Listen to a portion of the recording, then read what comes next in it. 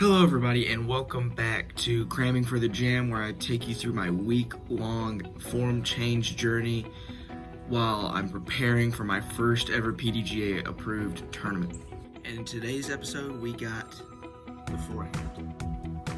Now forehand has been the weakest part of my game ever since I started disc golf, but now I feel like I can actually use it somewhat often, especially for approach shots. So let's get to how I actually throw my forehands. So most high-level players will teach you to use what is called a stack grip, where you try to get the most surface area you can with these fingers, just pressing in on the disc. What I do is I get this middle finger all the way in to where it's touching both the bottom of the disc and the rim. So I fit it in there, and then I try to put this finger right here, pressing onto the fingernail of that. It's easier to describe on this, but I put my thumb right here where these 2 points meet, and that gives me the most grip that I can. You gotta grip it hard. That's gonna be the main thing. You gotta grip this disc hard. And to me, I believe there are three major parts of the forehand. One is the elbow.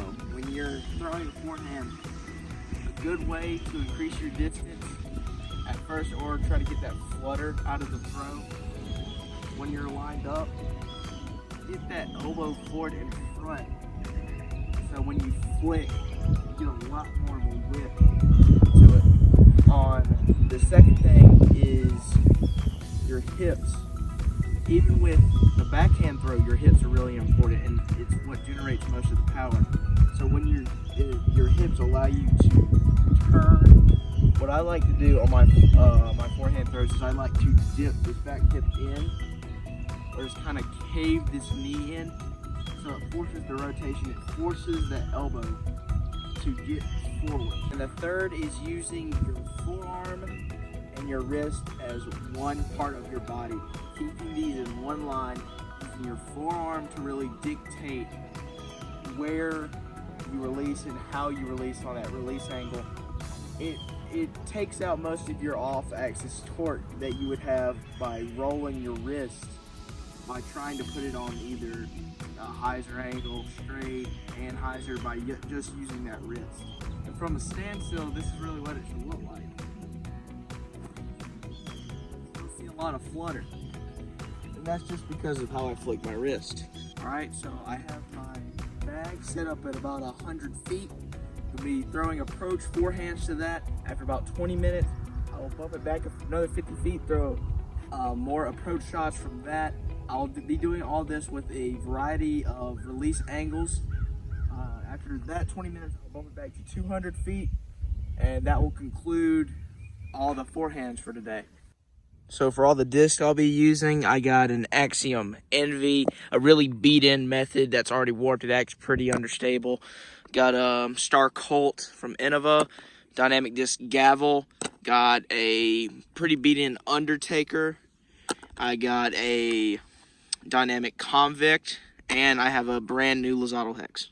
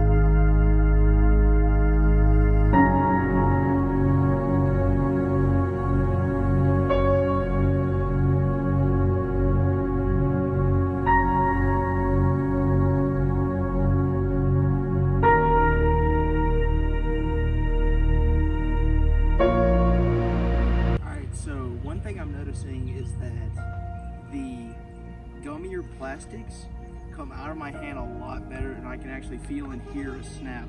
So yeah, the Lozado Hex feels really good coming out of my hand. The Dynamic Convict and the Dynamic Gavel all feel really good coming out of my hand because of their gummy feel.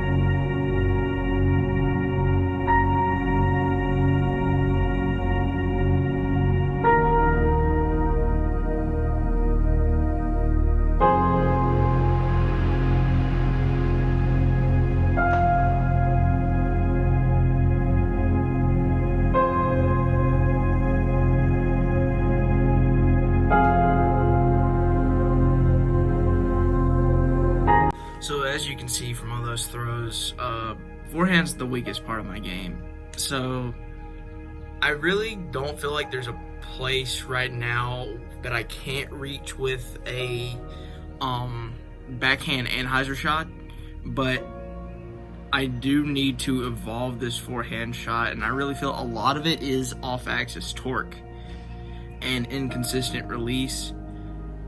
But I hope you enjoyed the video, and be ready for the backhand video coming up in a day or two. So hope you enjoyed. Thanks for watching.